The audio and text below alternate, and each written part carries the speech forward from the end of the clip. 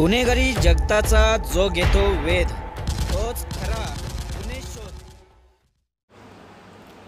Bandra reclamation sea side garden drug माफियांचा अड्डा बनला।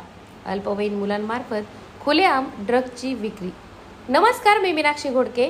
गुन्हे शोध न्यूज नेटवर्क या आपल्या आवडत्या यूट्यूब चॅनलवर पुन्हा एकदा हार्दिक स्वागत। मुंबईमधील बांद्रा पश्चिमेतील महिमामून बांद्रा रिक्लेमेशनकडे जाणाऱ्या रस्त्यालगत समुद्र किनाऱ्यावर असलेल्या हिरव्यागार गार्डनमध्ये अलीकडच्या काळात ड्रग माफियांचा वावर वाढला आहे।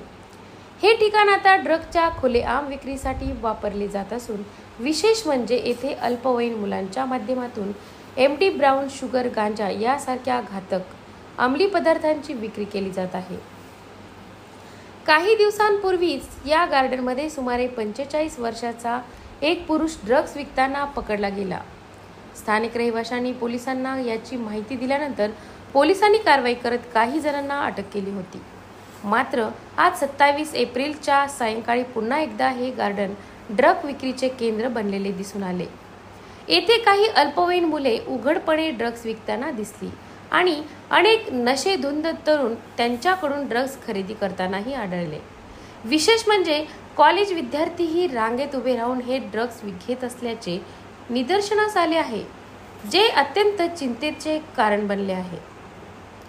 स्थानिक नागरिकांचे म्हणणे आहे की जर वेळेत बांद्रा पोलिसांनी अँटी नार्कोटिक्स सेलने कठोर कारवाई केली तर अनेक तरुणांचे भवितव्य बर्बाद होण्यापासून वाचू शकते। महाराष्ट्र सरकार व मुंबई पोलीस ड्रग्ज मुक्त मुंबई अभियान राबवत आहेत, परंतु अशा अड्ड्यांवर तात्काळ आणि ठोस कारवाई करणे आवश्यक आहे।